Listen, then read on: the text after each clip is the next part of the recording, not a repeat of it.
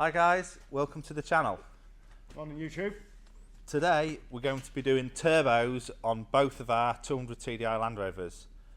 I'm going to be fitting a Fox Revolution turbo, a hybrid turbo to mine, and Brendon is fitting a giant turbo to his. Here is said giant turbo. She's a whopper.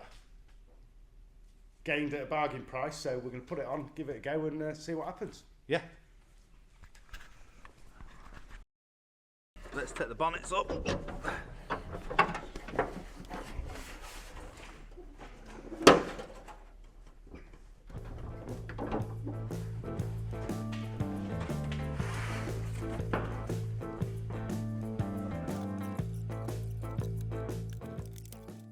So this is the 200 TDI in the blue truck. This is my normal work truck. I use it pretty much every day. Standard Garrett normal turbo. And this is the 200 TDI in Brendon's green truck, which Brendon pretty much uses every day. Right, yeah. Standard Garrett turbo as well.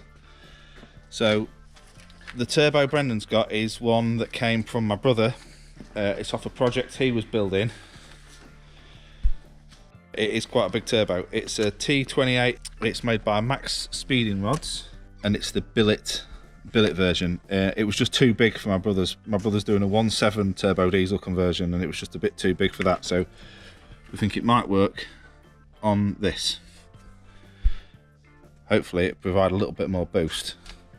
And the turbo I'm fitting on mine is, like I said, Fox Revolution turbo. It's the one I was going to fit on my project truck, but this is now going to have a different engine instead.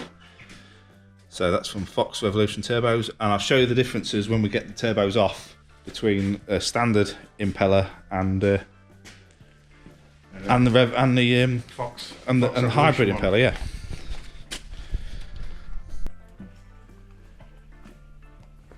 So I've managed to get the front pipe disconnected. That was a bit of a devil. One of the bolts stripped off. Brendon's actually snapped two, I think. Brendon is currently wrestling with the front pipe at the moment. It's off. It's down there on the deck in the mirror of yours. And now I'm not enjoying getting the bolts out the manifold, but function the manifold. We were just discussing, it does seem very strange to be taking trucks apart that run really well. There's nothing wrong with. They both run perfectly, and now they're both broken. So yeah, we'll carry on. So I've been struggling to get the oil feed off. Brendon's still getting the bolts out of the turbo in his. I've managed to snap one of the studs going into the exhaust manifold, so that's all good fun. But the turbo return line's been a devil, so I've got the grinder and made myself a special tool just for this job. So we'll see if we can get it on. Oh, it fits perfect. Just the job. Sometimes you've got to sacrifice a couple of tools, and now I've got a tool for doing this job in the future. It's there ready to go. Next time we should require it. So we've got some developments. I've managed to wrestle that turbo off. That's the one that's going back on, but one stud snapped and the other stud, it tore all the threads off. I was working it with a spanner and it just tore every single thread off. The back two stayed okay, so I'm gonna have to drill these out now. I tried getting them out with heat and it just snapped clean off at the base, so I've ground them now. I can center punch them and drill them out. Oh, the joy. I'm also turbo offy, and thankfully two of my studs have wound out. Two of them have stayed in the manifold, and I'm all right there. I've snapped a couple off on the turbo, but they can be got out with the heat at a later date, so not the end of the world. They have been absolute devils to get this far. We've got probably an hour and a half in it getting them off because every bolt has been so tight. Now we're fast regretting life's decisions. Yeah.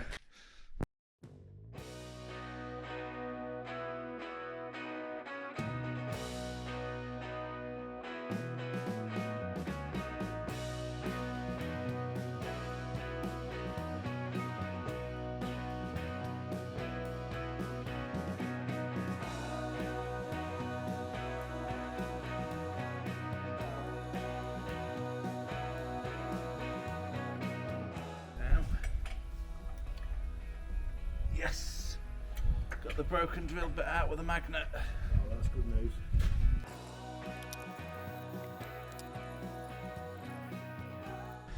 This is how far we've got. I've managed to drill out, re-tap both those broken studs, and I'm putting new studs back in there.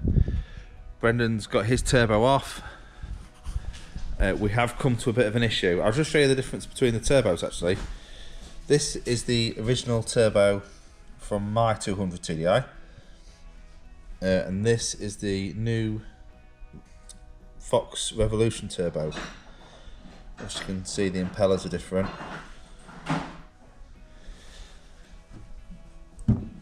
He's actually done a really nice job of rebuilding this turbo, because this is a turbo I sent to him and then he machined it to fit the new components. But it looks really good. I'm looking forward to trying this. Brendon's come up with a bit of an issue on his. We wrongly assumed that the T28 flange was the same. So this is his new turbo, which is a used one, but it's only run a few miles. And this is the old 200 TDI turbo. As you can see, we've got 2 bolt fixings here, and then 3 around the bottom. This one's got 2 bolt fixings here. Different, it's completely different stud pattern. And if I put that gasket on, see, obviously that fits on that turbo perfectly. There's no way it doesn't fit this one, so it is a different stud pattern altogether. So Brendon's going to have to make up his own exhaust flange. So that's the next little challenge next. Right, well, I'm going to try and get this back on and get the blue truck up and running again. So guys, this is the next day. We just ran out of time yesterday with the nights drawing in. It's getting near to winter. I managed to get it finished and fitted. This is obviously the easy turbo installation because everything just bolts up. Road test last night. It doesn't feel any quicker, but what it does feel that it's doing is that the boost tends to keep going for longer, if that makes sense. So before, as it got to sort of 2,500, 2,800 revs, the boost felt like it faded away, and now it seems to boost longer in the rev range. So I think that's the benefit of this hybrid turbo. One thing that I have noticed though that is more noticeable is it's much quieter, the turbo. There's much less turbo whistle. I don't know if you like that or don't like that, but that is one thing that is definitely different. And I'll just jump into the I'll show you Brendon's exhaust, because we did manage to get the flange to fit in the end. But I'll just show you that and see, and you can see how we've made that work. So this is off my brother's truck, because he's been using that turbo previously, and his exhaust welded to there. So that's the flange for the back of the T25 T28 max speeding rods turbo.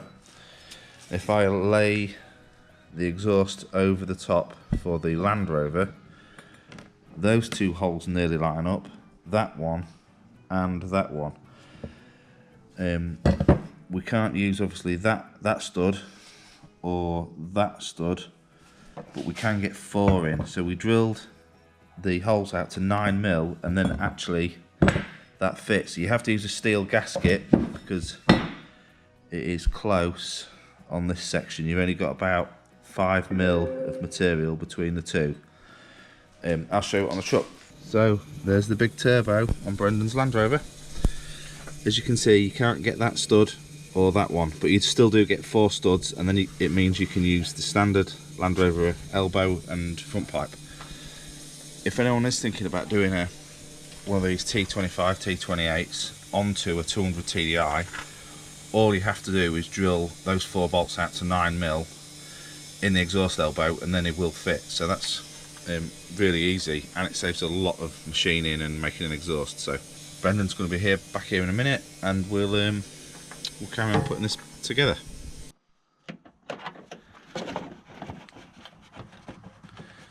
We're just finishing off now, as you can see. Again, we've run out of daytime. See if I can borrow that torch off Brendon a sec.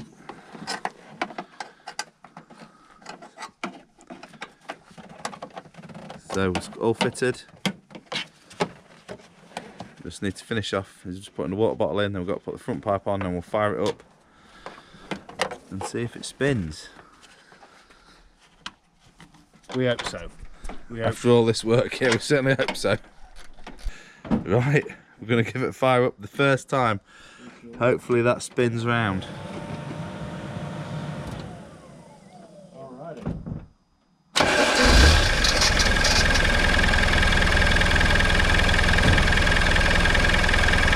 Well, it definitely spins.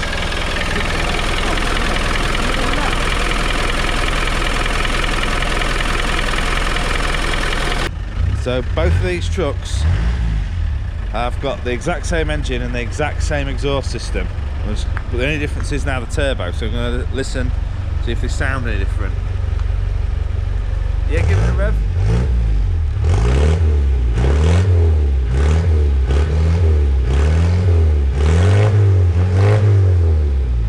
It's definitely louder. Definitely sings louder, doesn't it? Yeah. Right, we'll rev this one up and see what this one sounds like.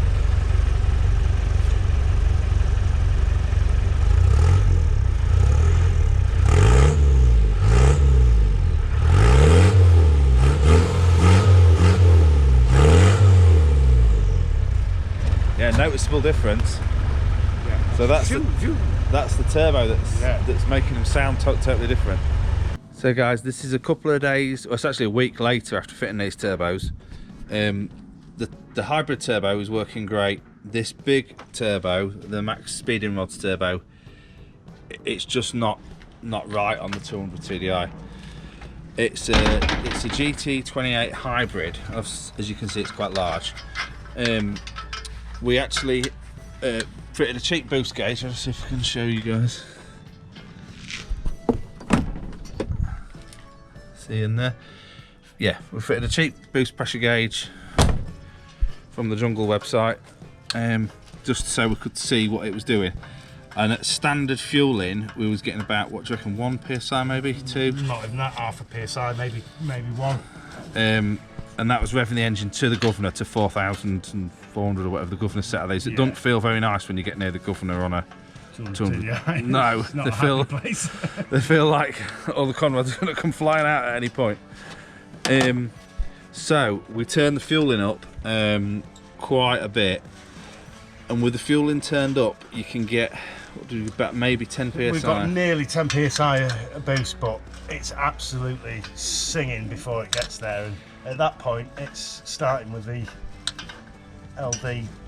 Yeah, the LDA on the pump starts to open at about 10 psi. So really feels like it wants to go then, but at that point, it's got nothing left to give. No, we could turn the fueling up more, and probably on an off-roader, you could turn the pump up quite a lot more because you're not worried about how much black smoke there is, and you can make loads of boost and it'd be fine for a short period of time. But how long the motor might enjoy that for? Yeah, these trucks do a lot of towing and road towing, and you don't want to be sitting with your foot hard on the throttle for, you know, minutes and minutes going up a hill with exhaust gas temperatures going through the roof because you put so much fuel through them. So, and Brendon's lucky because he's got one more MOT left, which is in a few days. So we're going back to the standard turbo, standard fueling, and get another MOT on this. It's a shame, but it's just a bit too big. It just didn't work, did it? Unfortunately. No. So this is my 200 TDI with a hybrid turbo. I'm just going to give it a run and see what it goes like. I have, when I first fitted it, I fitted a boost gauge and was running a little bit lower on boost pressure than I wanted to see. So I have just adjusted the wastegate a tiny bit. And I think it's about perfect now. It's definitely got an improvement over the standard turbo, and it's more longevity of turbo. It keeps boost for longer.